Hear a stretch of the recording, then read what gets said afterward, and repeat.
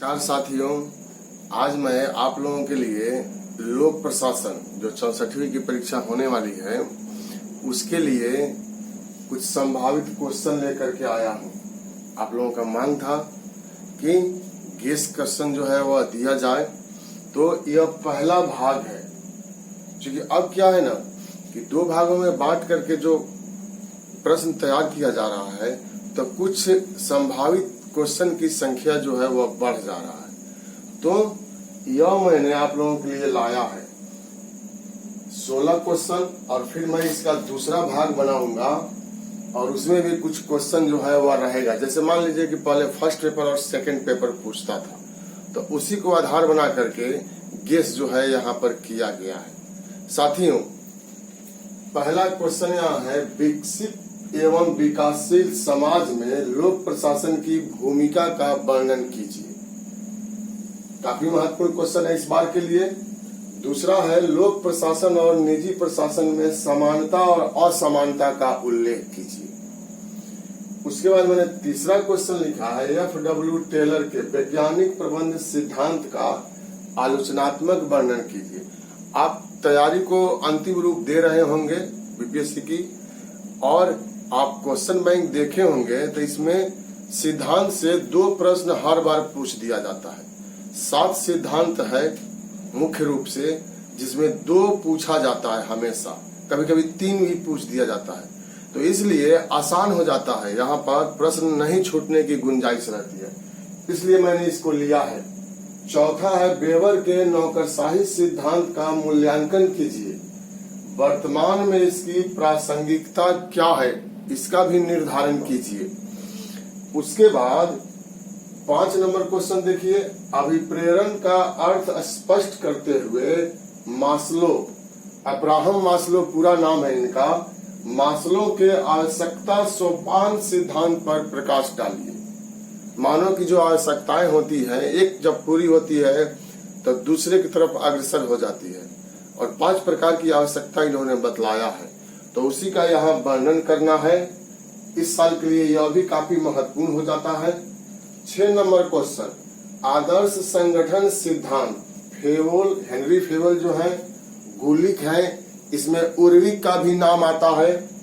आलोचनात्मक वर्णन कीजिए। इन लोगों ने परंपरावादी सिद्धांत दिया था, क्लासिकल थ्योरी के नाम से भी जानते हैं। आदर्श सिद्धांत भी कहा जाता है, यहाँ तक कि यांत्रिक सिद्धांत भी कहा जाता है। तो जिस रूप में पूछेगा जवाब आपको देना होगा। उसके बाद 7 नंबर क्वेश्चन देखिए, लोक प्रशासन में नीति निर्धारण की प्रासंगिकता, इसकी प्रक्रिया और कार्यान्वयन का वर्णन कीजिए। आप अगर क्वेश्चन बैंक देखे होंगे तो इस चैप्टर से हर साल बोल रहे हैं, हर बार जितनी बार परीक्षा ली गई है बीपीएससी में, हर बार लगभग जो है वह पूछा गया है। तो यह एक ऐसा चैप्टर है कि अगर इसको तैयार कर लेते हैं तो एक क्वेश्चन जो है ना वह निश्चित रूप से हम लोगों का आने की संभावना बढ़ जाती है। तो इसलिए मैंने इसको लिया है। उसके बाद देखिए 8 नंबर क्वेश्चन, समानज्ञ और विशेषज्ञ की लोक प्रशासन में भूमिका का उल्लेख कीजिए। समानज्ञ के गुण और दोष होते हैं और विशेषज्ञ के भी गुण और दोष होते हैं। वर्तमान में विवाद भी है इन लोगों के बीच में, वेतन सुविधा वगैरह को लेकर के। चूंकि दोनों समकक्ष है, लेकिन फिर भी थोड़ा सा अंतर जो है अधिकार क्षेत्र में यहाँ दिया गया है, तो उसी भूमिका के बारे में आपको लिखना होगा। उसके बाद 9 नंबर क्वेश्चन देखिए, लोक प्रशासन पर विधायी और कार्यकारी नियंत्रण। एक नियंत्रण पूछा जाता है कि लोक प्रशासन पर आखिर में विधायिका या व्यवस्थापिका किस प्रकार नियंत्रण रखती है, या कार्यकारी किस प्रकार से, कार्यपालिका जिसको कहते हैं, किस प्रकार से नियंत्रण जो है वह रखती है। तो इस बार के लिए मेरे हिसाब से यह भी काफी महत्वपूर्ण जो है वह क्वेश्चन हो जाता है। 10 नंबर, प्रशासनिक अधिकरण पर संक्षिप्त रूप में निबंध लिखिए। साथियों, आप पीए की तैयारी कर रहे हैं तो प्रत्यायोजित विधायन आता है, हर एक बार वह पूछा जाता है, और उसी चैप्टर में प्रशासनिक अधिकरण भी है, तो वह पूछ दिया गया है। तो इसलिए मैंने इसको प्रशासनिक अधिकरण को यहाँ पर लिया है, तो इसको तैयार कर लीजिएगा। उसके बाद मेयो का मानव संबंध सिद्धांत का मूल्यांकन कीजिए। एल्टन मेयो जिन्होंने आत्मीय सिद्धांत या मानव संबंध सिद्धांत की स्थापना किया था और प्रमाणित किया था कि प्रबंधक और श्रमिकों के बीच मधुर संबंध स्थापित करके, आत्मीय संबंध स्थापित करके लक्ष्य को प्राप्त किया जा सकता है। तो उसी पर इनका फोकस है, इसको आप तैयार करेंगे। उसके बाद 12 नंबर क्वेश्चन आप देखिए, वर्तमान समय में नवीन लोक प्रशासन की प्रासंगिकता का निर्धारण कीजिए। नवीन लोक प्रशासन का वर्तमान समय में क्या महत्व है। जैसे फिलाडेल्फिया सम्मेलन हुआ तो लिख सकता है फिलाडेल्फिया सम्मेलन के आलोक में नवीन लोक प्रशासन का वर्णन कीजिए। या मिन्नो ब्रुक सम्मेलन हुआ तो उसी को ध्यान में रख करके आप क्वेश्चन जो है वह इसका आंसर तैयार कर लीजिए।